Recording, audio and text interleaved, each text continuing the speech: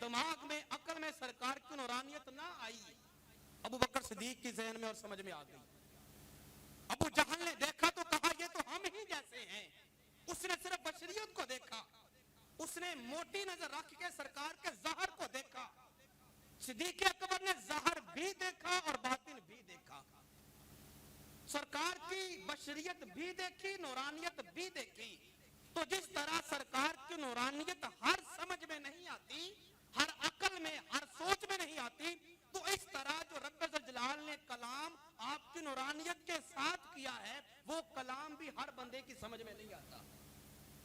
इस तरह वो कलाम भी हर बंदे की समझ में नहीं आता। मिसाल के तौर पर खालिक कायनात ने फरमाया, अल्लाहु नूरु समावाति वल अर्द, अल्लाह ज़मीन व आसमान का नूर है। ये कलाम, ये आयत रब ने सरकार की नूरानियत के साथ कलाम फरमाई है। अब जिस तरह नूरानियत को समझने के लिए जरा बारीक बीनी की और अकल की, समझ की, इल्म की जरूरत है, उस तरह इस आयत करीमा को समझने के लिए भी जरा इल्म की जरूरत है। अल्हम्दुलिल्लाह तर्जमा करने के लिए आपको ज्यादा जरूरत नहीं पड़ी ज़हन के ऊपर दबाव डालने की, लेकिन इस आयत करीमा को समझने के लिए ज़हन के ऊपर दबाव डालने की जरूरत पड़ेगी। अल्लाह नूर समावाति वल अर्द, अल्लाह ज़मीन व आसमान का नूर है। हालांकि अल्लाह ज़मीन व आसमान का नूर नहीं है। बज़ाहिरन कुरान में है कि अल्लाह नूर है। नूर अल्लाह पाक की जात नहीं है। हकीकत ये है अल्लाह नूर नहीं है।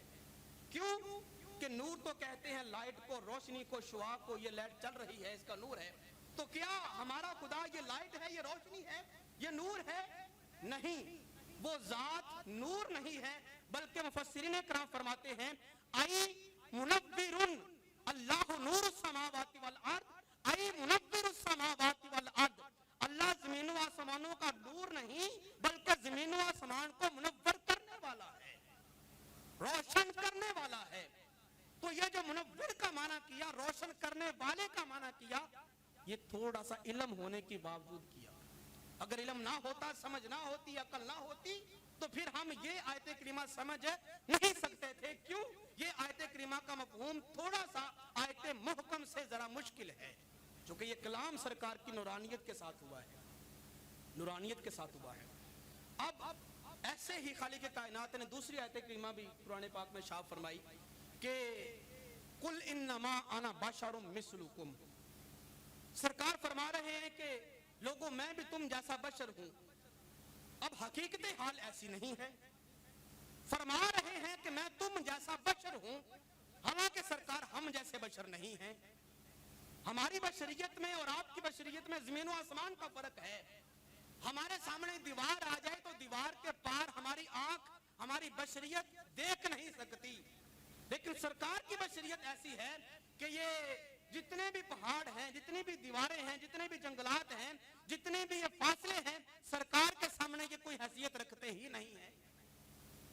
यही मेराज की रात जब सरकार मस्जिद अक़सा का तारुफ लोगों के सामने पेश करने लगे, तो जिब्रील आगे कहने लगे कि या रसूल अल्लाह, आप अपनी गर्दन क्यों घुमाते हैं?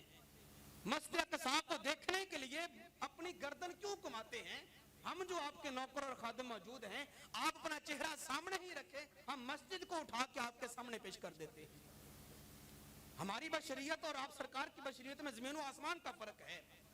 हमारी बशरियत ये है कि हम जब सोकर उठें तो हमारे लिए हुक्म ये है अपने हाथों को पहले धोएं और धोने के बाद फिर हम किसी चीज को हाथ लगाएं, क्योंकि सरकार फरमाते हैं कि तुम्हें नहीं मालूम तुम्हारे हाथ ने रात कहां पे गुजारी है।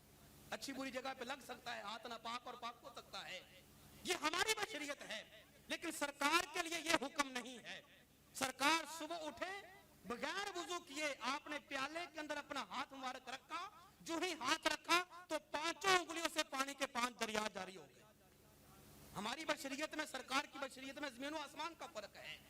तो हज़रत ज़ीवकार सरकार ने फरमाया कि इन्नमा अना बशरुम मिस्लुकुम, मैं भी तुम जैसा बशर हूं। बज़ाहिरन तो आयत का मफहूम यही निकलता है कि सरकार हम जैसे हुए, लेकिन हकीकत हाल जब सरकार का अमल देखते हैं तो इसके खिलाफ नजर आता है, इसके खिलाफ नजर आता है। तो मालूम हुआ कि ये आयत भी आयत मुहकमात में से नहीं है।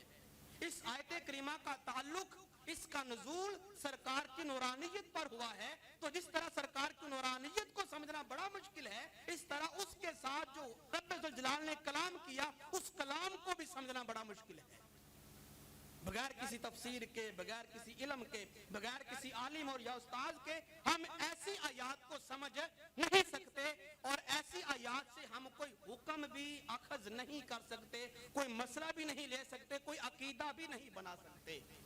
ایسی آیات کو علماء کی اصطلاح کے اندر آیات متشابہات کہا جاتا ہے۔ آیات متشابہات کہا جاتا ہے، یعنی وہ آیات جن کے معنی کے اندر احتمال پایا جاتا ہے، شک پایا جاتا ہے، شبہ پایا جاتا ہے کہ یہ بھی اس کا معنی ہو سکتا ہے، وہ بھی ہو سکتا ہے، یہ بھی ہو سکتا ہے۔ جب کنفرم نہ ہو، یقین کامل نہ ہو کہ اس آیت کریمہ کا معنی کیا ہے اور رب کی مراد کیا ہے، تو ایسی آیت کو آیت متشابہات کہتے ہیں۔ یہ آیت سرکار کی نورانیت کے اوپر نازل ہوئی ہے، تو دوسری حیثیت سرکار کی نورانیت ہوئی۔ تو جس طرح نورانیت کو سمجھنا بڑا مشکل ہے، ایسے ہی نورانیت کے ساتھ جو رب ذوالجلال نے کلام فرمایا اس کلام کو بھی بغیر کسی علم کے، تفسیر کے، عالم کے، استاد کے سمجھنا بڑا ہی مشکل ہے۔ سرکار کے اندر جو حیثیت ہے وہ سرکار کی حقیقت